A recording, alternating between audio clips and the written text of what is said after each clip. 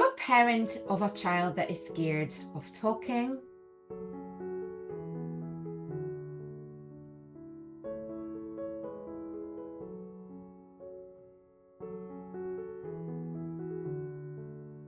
Hey, welcome back to my channel. Guess what? I'm talking again more about selective mutism. But today I'm super excited because I am going to introduce you to Dr. Joleen Fernald, who is a colleague speech and language pathologist who specializes in helping children with communication challenges, and she specialized in selective mutism. She has actually been recognized by the ASHA, which is the American Speech and Language Hearing Association, for her expertise in child language development. Now, she uses a special approach, and this is what we're going to be talking about today, called DIR floor time, to help children grow and connect socially and emotionally. And do remember that I always say that selective mutism is more than the fear of talking. Now, Joleen has the passion for working with children who have selective mutism because she's also a mum of a child, which is her daughter is not a child anymore, but that has overcome selective mutism, and that has given her that a little bit more of a different view of selective mutism. She's got a clinic both in the States, and she speaks at national conferences. She teaches DIR floor time to therapists, and her work is really incredible. And I'm really, really excited to have her here today. So welcome, Joleen. Thank you so much. Thank you for having me. Now, this is so exciting. I never talked about DIR floor time, but before we delve into it, something that I want to do because it is October Selective Mutism Awareness Month. Let's start with something practical. What are some simple strategies that parents can use at home to support a child with selective mutism? Such a beautiful question. I think that is probably the primary question that every family wants to know when they come in and start with therapy, right? And they've acknowledged that this is a challenge in their household. So, the first thing that I usually recommend is to not talk about the not talking. And that means that their child is so much more beyond this one challenge in their life, right? Their self-identity shouldn't be surrounded by the fact that it's difficult for them to communicate verbally in various social situations. And so, what I've experienced is that often families will highlight the fact that the child is not speaking, or they'll constantly be asking, did you talk to your teacher today? Did you speak with the gymnastics coach? Did you say hi to your friends? And so, probably the first and foremost recommendation that I share with most families is don't talk about the not talking. The second thing that I usually recommend is to increase physical activity. And many families share with me how active their child is in their household, often, jumping on the furniture or lots of energy that they have. And there are a number of reasons why that's the case. But really, that underlying physiological system, right, in their bodies is striving to let loose of some of that anxiety and let go of some of that anxiety. And so, what we find is the more exercise, the more deep pressure, the more sensory input that the child can receive in their household, split up in little short spurts throughout the day, the less anxious they actually are, because that releases various endorphins. If you think about going to the gym and how great you feel after you've worked out, maybe not anticipating going to the gym, but once you've had that workout, you realize how amazing you feel. And it's because your body has released all of those feel good endorphins, right? The serotonin and all of those chemicals in your body. And the same thing happens with our kids. And so, what we know is that about 30 to 40 minutes of really fun, great, bear crawls and crab walks and jumping on the trampoline or jumping jacks, push-ups, all of those kinds of activities riding your bicycle or swimming in the pool, skiing, it could be anything. We know that those physical activities alleviate stress and anxiety in our bodies, and that will help build that confidence and that self-esteem overall for the child. So first, don't talk about the not talking. Second, increase that physical exercise and so on. And then third, I think it seems sort of simple, but truly be patient. When we are working on increasing our internal regulation, which is really what we're doing when we're supporting kids with anxiety, supporting kids with selective mutism, when we are working through that process, internal change takes a lot of time. And so I very much focus on the process over the product. So instead of constantly thinking about my child, speaking in 2 weeks, I want to build that confidence and build that self-esteem internally in that child over a longer period of time.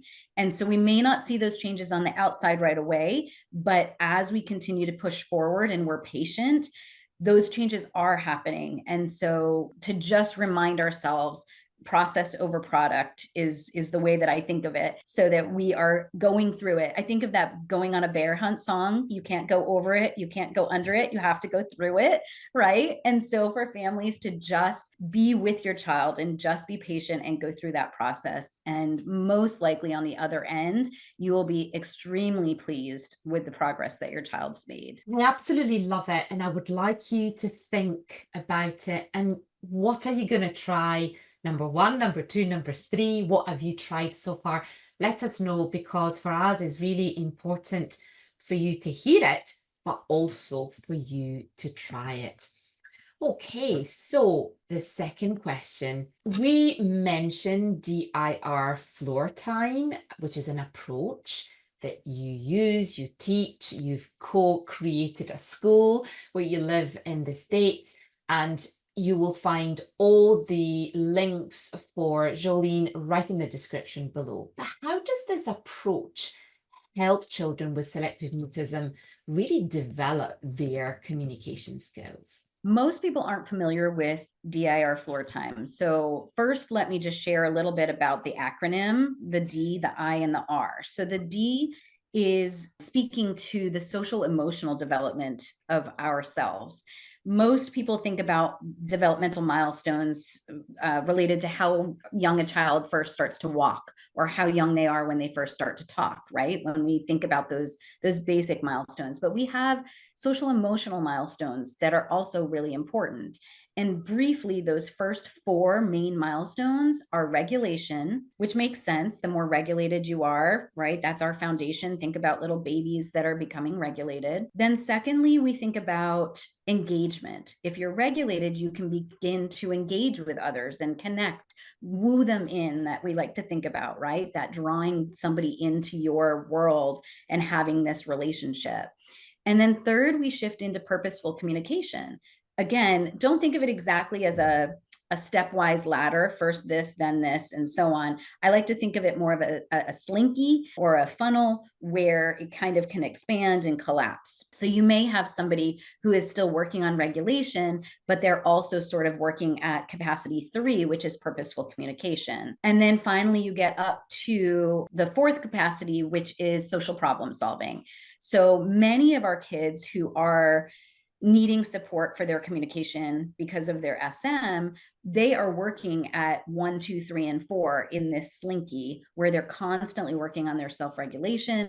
They're working on how to stay engaged with other people, how to utilize that purposeful communication, whether that's gestural, right? Using their hands, they're nodding, shaking their head, and so on, or whether that is verbal. And then whether that's initiating or whether that's responding, or both, right? So that's a lot that happens at that 3rd capacity.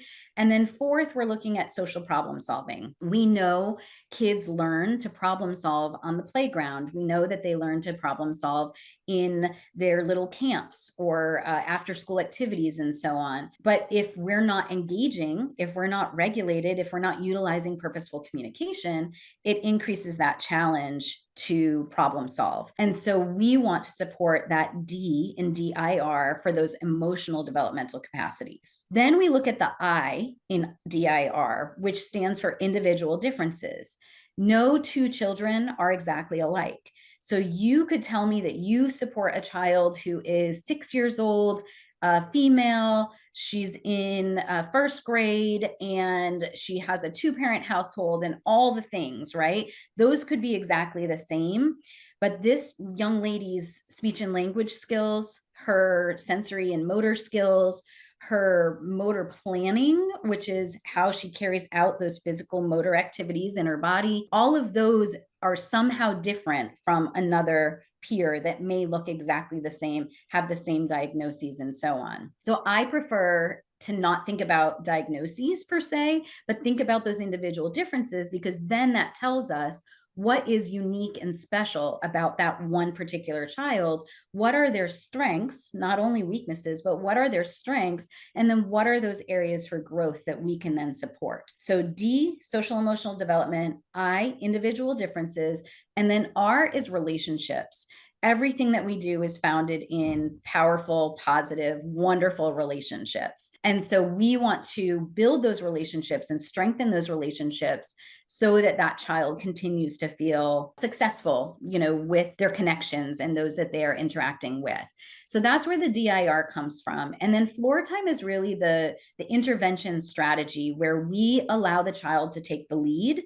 Kids have very little control over much of their lives. And so we want to give them as much power, advocacy, autonomy, self-determination that they can possibly access. And so we use our affect, right? Our facial expression, our body language, our tone of voice, all of those things to think about how are we supporting that child's D, that child's I, and that child's R. And that's the floor time component of DIR floor time. And so what I've found is that using DIR floor time with my kids with selective mutism allows me to support them each individually in their very own unique way so that we are utilizing those areas of strength while we're building up those areas of challenge at the same time. Wow. And that really makes us think. You've not mentioned speaking for one moment. And for those of you who has been following me for a while, selective mutism is more than the fear of talking, and we are building it from down up. And all those little, like Lego pieces and the relationship and understanding, how they're developing. Absolutely love it. I think that that's something that totally makes sense. So, but this is something that we know as therapists, we're thinking that way, communication in general, because pointing, shaking, looking and smiling, that's all part of communication. We want to see even before the brain feels like that they can release any of the tension from the neck. But what can parents do then to create, that supportive environment, we all make mistakes, right, for their child's social and emotional growth? Because when selective mutism is involved, they're almost, they are stunned. They don't seems to know what to do. That is the golden question, right? Because our families and caregivers are experiencing a child in their home environment who typically is more confident, often a little bit more precocious and outgoing and so on. But maybe at school, their child is a little bit more of that withdrawn, stand on the edge, and so on. So as a caregiver, that is always the challenge because you see these two different children in two different settings. So as a family, as a caregiver, again, I talk to the families mostly about, let's not talk about the not talking, but let's support those individual differences. Let's support those developmental capacities, the emotional developmental capacities. So your child needs to learn more and more how to stay regulated. We have this little part of our brain, this amygdala in our brain, which is our safety mechanism. It's there in our brain in order to keep our body safe. But for many kids with selective mutism, their brain misperceives the sensory input coming into the body and thinks that it's in danger now. So even though that child's sitting in school and you know that it's a safe environment and that they are with adults that care for them and peers that are supportive and so on, for whatever reason, a certain sound, right? A pencil rolling off a desk might send that amygdala into high alert and tell the body, you need to fight, you need to flight, you need to freeze, you need to fawn, you need to fatigue, or you need to flood. So most people are familiar with fight, flight, and freeze. But for families to understand how that relates to our kids with selective mutism, at home, many of our kids tend to be the fighters and the flighters, right? They tend to have a little bit more spunk in their household, but outside of that house, they tend to be more frozen. That's where our voice gets paralyzed. Sometimes our entire body freezes, where kids aren't able to make a point, nod, or shake their head, right? To make a nonverbal decision. And so for families to understand that, I think that it helps to scaffold and helps families to support the child at wherever they are in that moment, to meet them where they are in that particular moment, as opposed to thinking about, well, I'm trying to get my child to talk. And notice that shift in language. I'm trying to get my child to talk. That's what families say to me. How are you going to get my child to talk? They don't talk outside of my household, right? How are you going to get them to talk? And so for me, utilizing that DIR model, I tell them it's not my job to get them to talk. I'm not trying to get them to talk. I want them to be the most safe, secure, confident, well regulated little person that they possibly can be. And through that process, the words will come, the actual speaking will come. And so, because I know that that amygdala is such a huge component of regulation, remember, that's that very foundational capacity that I was talking about. Because I know that that alarm system is so key in that, what I want to do is help that child calm that amygdala down. I want them to perceive real danger when they're actually in danger, but I want them to recognize and discern between what is dangerous for truth, actual danger, and what is the body's misinterpretation of what's going on. And so to do that, often we utilize a lot of those sensory motor activities that I was talking about, those physical exercises. And not to delve and go too far off track, but there are a few sensory systems that a lot of people aren't familiar with. Most people know the 5 main senses that we talk about: sight, sound, taste, touch, and smell, right? Those are pretty common. There's actually 3 additional senses that most people are not familiar with unless you happen to be a therapist. And those are the vestibular system, the proprioceptive system, and the interoceptive system. And so vestibular, many people are familiar with that inner ear balance, what makes you dizzy when you go on the teacups. But that system is also the main system that directs all of the sensory input into our bodies. So if that vestibular system's not doing its job, then our brain is going to misperceive those dangerous pieces of input. It's going to send off that warning signal, that alarm bell, and then our body responds: fight, flight, freeze; fawn, where we go along with what everybody else is doing; fatigue, we just get exhausted; or flood, where we just have a big flood of emotions. Lots and lots of big feelings come up, especially in the home environment. And so for families to be aware of how that vestibular system impacts our regulation is key. And then the second piece is that proprioceptive side, which is how our bodies know where we are in space, right? So if you've got a little guy who leans on their teacher, is constantly smushed up against the wall, they maybe touch everything as they're going down the hallway in their classroom, in their school, those are kids that often need a little bit more support in the proprioceptive area and knowing where their bodies are in space, which you can imagine, if your body is feeling like it's floating off into outer space like an astronaut, it can be very overwhelming to that amygdala. And therefore, we perceive that we're in danger when we're actually not. So for families to think about this DIR model in their household, I would want them to start to incorporate and understand and just be aware of the difference between kids who cannot be successful versus kids who won't be successful, right? That we can help support the kids who truly cannot do this, and coming from that frame of reference that it's a challenge that they cannot speak because this brain, this neurobiology is firing off and they're just not able to be successful with it right now, as opposed to a child who is unable because they won't, right? They're choosing not to. I can be honest with you, I don't think I've ever met a child who chooses to not be verbal. It's so efficient, it's so effective. Why would they not go that route? So helping families to understand that it's not a choice and that it is a neurobiological shift, physiological difference, that I think is probably the key. I think that we hear a lot, Mum, I can't do it. I don't want to do it. And we always explain that when we are in front of something that we don't like, we often say, I don't want to do it. But in actual fact is I am not yet strong and I don't feel I can do it, which is very different. I really love all about the movement. I think that there is so much that we're going to be taking. So I'd like to thank you so much, and I would like to invite everybody, if you've got any curiosity, if you want to know any more than what we've talked about, please comment below. We always reply. Now, I'm just curious, have you ever heard of DIR floor time? Have you ever heard of the fact that we've had more than 5 senses?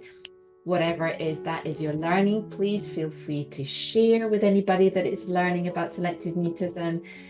Comment and subscribe because I post every week. I can't wait to share more. Thank you so much, Joleen, and I will see you next week.